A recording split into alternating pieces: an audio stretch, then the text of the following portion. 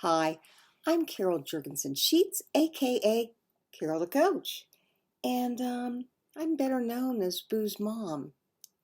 And I've got Boo here as a prop. Why? Because if you're a partner, I want to talk to you about Spike.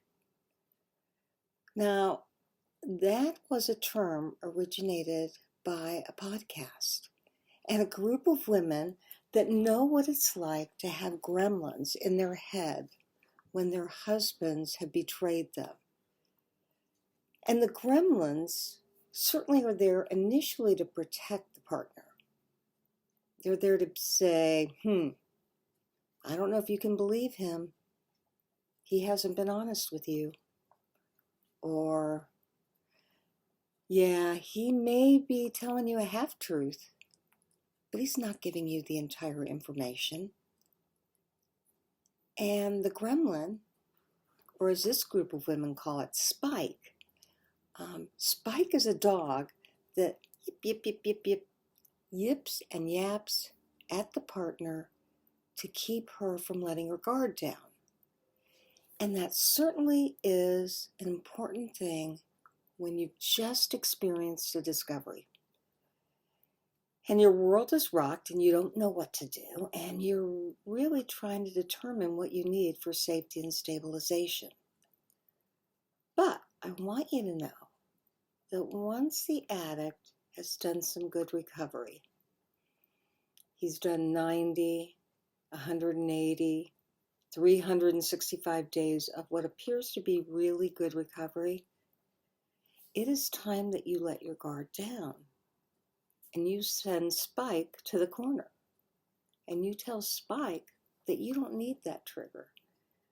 That although triggers used to protect you, now they keep you activated. They keep you triggered. They keep you anxious. And you don't want that anymore. You want to be able to feel the relief of somebody who's maintaining good recovery. Now, I know as a partner you may say, Carol, I don't ever know whether he's really in good recovery. And I get that. He's spent years and years and years deceiving you, so why should you believe him? Well, the truth of the matter is, if he's staying in the marriage and he's in recovery and is practicing 8 out of my 10 recovery tools, and he's being different, he's acknowledging your pain, he's validating your feelings, he's reassuring you that he gets that he knows that he caused this and he wants to do better. As a matter of fact, not only is he doing better, he is liking who he is. Well, all those are indicators that he has made that shift, that change into recovery. And that's why you can send Spike to the corner and say, just sit over there and watch, but don't be barking in my head about the fact that I can't trust him. Because the truth of the matter is, when you know better, you do better. And that's what the addict is likely doing. And the same thing goes for you. You were duped because you had no idea what he was doing. But once you found out that he had betrayed you, you became a whole nother person. And this new person is watching and waiting to see if she or he can trust the addict's changes. And when 90 days, 180 days, a year and a half, 2 years has passed, and he's maintaining what appears to be really good recovery,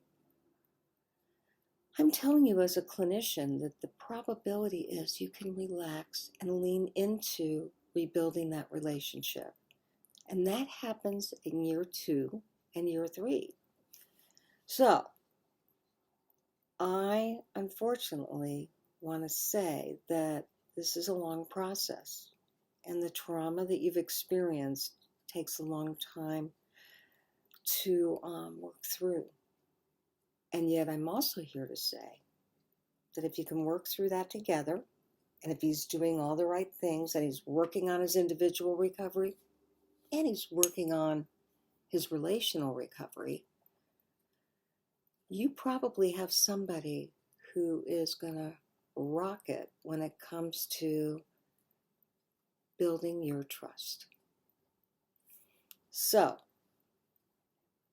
tell Spike he can take a hike, he can lay down, he can be an observer, but he can't be right there with you because you can depend on yourself. You've got good intellect or head, good emotions or heart, and good intuition or gut. And when you use your head, your heart, and your gut, it'll always point you to the right direction. Now, I say that and ask you to default to the gut.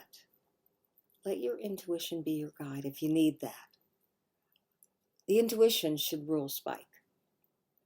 So, as I indicated before, Spike can sit in the corner.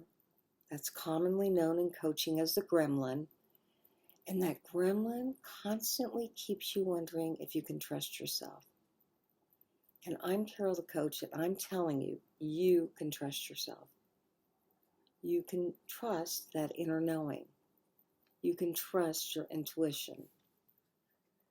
And if you want more relational skills to get more out of the relational recovery that he's doing, I would encourage you to go through Help Her Heal with him and help him to really capture how you felt before, how you feel now, and the vision that you have for the relationship.